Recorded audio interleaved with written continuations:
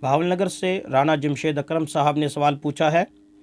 وہ لکھتے ہیں، محترم مفتی صاحب، ناچیز کا سوال یہ ہے کہ ہمارے ہاں ایک ادارہ ہے جو لوگوں کو بلا سود قرض دیتا ہے، لیکن ان کی یہ شرط ہوتی ہے کہ قرض لینے والا مسجد کے نام سے 1000 روپے قرض کے ساتھ واپس کرے گا۔ یعنی اگر 50,000 روپے قرض لیا ہے تو واپسی 51,000 کرنا ہوگا، 50 قرض اور 1000 مسجد کے نام کا۔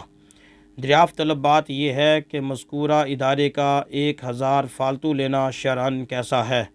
رانا جمشید اکرم۔ جی میرے محترم بھائی، یہ بھی سود ہے، یہ جائز نہیں ہے۔ یہ انہوں نے ایسے خام خواہ کی شرط لگائی۔ اگر لوگوں کے ساتھ وہ بھلائی کرتے ہیں، بلا سود وہ قرض دیتے ہیں، تو بس اگر اس سے کوئی 50,000 لیتا ہے تو 50,000 اسے دے اور 50 ہی واپس لے۔ اس کی مرضی، وہ مسجد کو اگر دینا تو وہ اس کی اپنی مرضی سے دے دے گا، وہ جہاں مرضی دے دے۔ یہ کیا بات ہوئی کہ آپ نے 50,000 قرض دینا تو آپ کی مسجد کے لیے یا آپ کے مخصوص چندے کے لیے وہ چندہ بھی دے؟ یہ طریقہ درست نہیں ہے، ناجائز طریقہ ہے۔ اس طریقے پہ قرض لینا جائز نہیں ہے۔